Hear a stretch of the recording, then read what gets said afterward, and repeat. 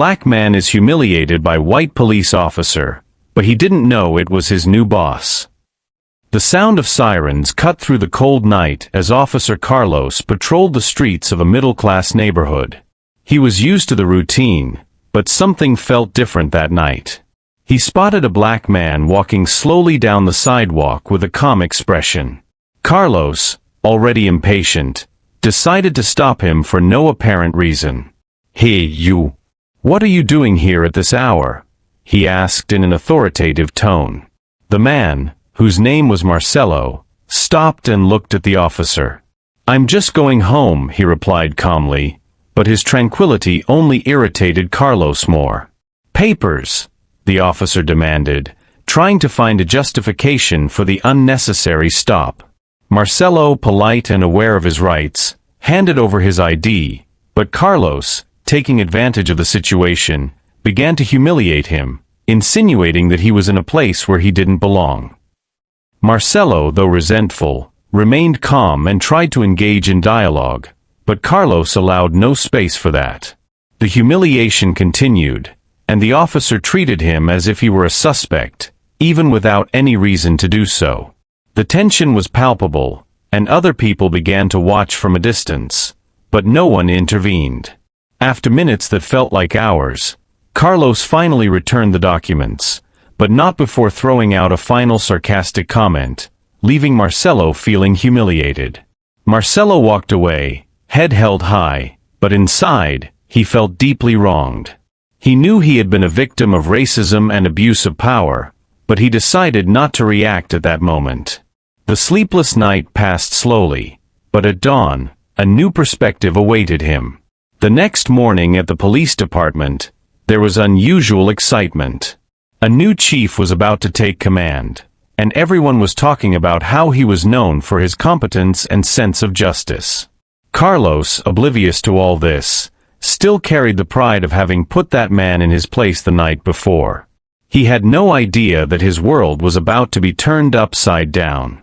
When he arrived at work, Carlos was called to the chief's office. Upon opening the door, his heart froze. Sitting behind the desk with a firm posture and a determined look, was Marcelo, the man he had humiliated the night before. Carlos felt the ground disappear beneath his feet. How was this possible? Marcelo, now his superior, observed him in silence, letting the weight of the situation hang in the air. "Mr. Marcelo."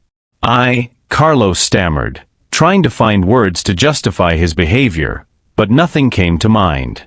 Marcelo, maintaining his composure, finally spoke. "Carlos, I know what you did last night. And I know you're not the only one here who behaves that way." The officer tried to argue, but he knew there was no excuse for what he had done.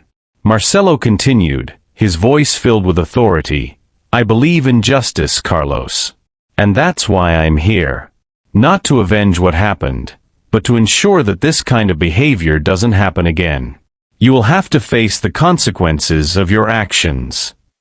Carlos, now pale, realized that the power he had wielded arbitrarily the night before was now in Marcelo's hands.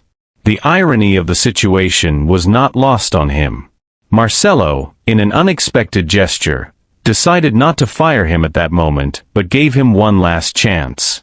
"You will prove that you deserve to stay here, and you will do that by changing your attitude, not just towards me, but towards everyone you encounter." The following weeks were a real test for Carlos. Marcelo watched every move, every decision the officer made. And surprisingly, Carlos began to change. Initially, out of fear of losing his job, but gradually, he started to realize the depth of his failures. He found himself confronted by his own prejudices and had to deal with the discomfort of recognizing that he had been unfair, cruel, and racist. Marcelo, on the other hand, proved to be a firm but fair leader. He didn't let the past interfere with his professional decisions, but he also didn't forget what had happened. His mission was greater than just punishing Carlos. He wanted to transform the work environment and, if possible, Carlos himself. Slowly, a strange alliance began to form. Carlos came to respect Marcelo, not just for his position, but for his character and his willingness to give a second chance to someone who had been so unjust to him. Marcelo, in turn, saw in Carlos a man who, despite his mistakes, was trying to change. However, not everyone in the precinct viewed this change favorably. Some of Carlos's colleagues began to pressure him, saying that he was lowering himself by submitting to Marcelo's authority. These were the same people who, in silence, approved of Carlos's racist behavior before. Now they were inciting Carlos to resist Marcelo's orders, to prove that he still had control. Carlos's internal conflict grew. He knew that if he continued on the path of change, he would lose the support of those he had considered friends. But at the same time, he couldn't deny the transformation that was happening within him. Each day with Marcelo was a lesson in humility and empathy, something he had never experienced before. The provocations from his colleagues reached an unsustainable point. One night, after his shift, Carlos was confronted by a group of officers who refused to accept Marcelo's new leadership. "Are you really going to bow to him?" one of them taunted, in a threatening tone. Carlos, a mix of anger and confusion, replied, "He is my boss. And more than that, he is a man I respect." Carlos's statement was like a spark in a powder keg. A fight broke out, and Carlos, despite being trained, couldn't fend off all the attackers.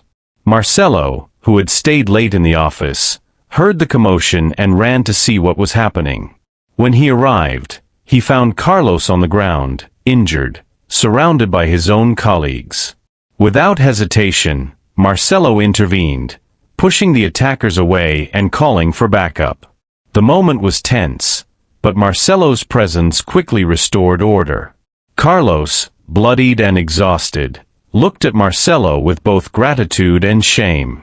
He knew that Marcelo had not only saved his life, but also his dignity. After the incident, an investigation was opened, and the officers involved were suspended.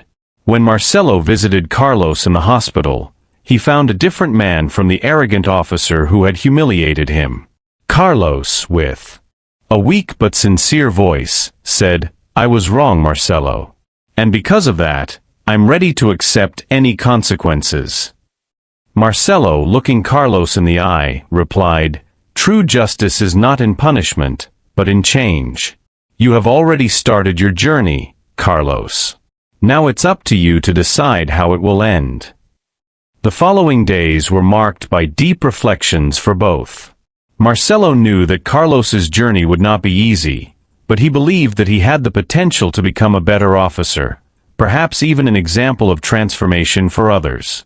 Carlos, in turn, was determined to prove that he could change, not just to keep his job but to be a better human being.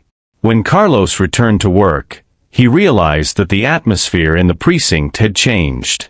Marcelo's presence as chief brought a new mentality to the place.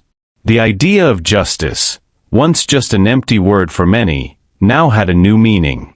The officers began to question their own attitudes and prejudices, and Carlos's transformation served as a catalyst for a larger change. Marcelo, always observant, saw in Carlos what few believed was possible: redemption. Despite the difficulties, Carlos became a defender of justice and equality within the force. He knew the road would be long, but he was willing to move forward, inspired by Marcelo's example and the chance he had been given. The story of Carlos and Marcelo became an example of how true justice can change hearts and minds, and how, even in the most difficult situations, it is possible to find a path to redemption. What started as a simple humiliation on the streets turned into a life lesson, showing that sometimes, the greatest enemies we face are within ourselves.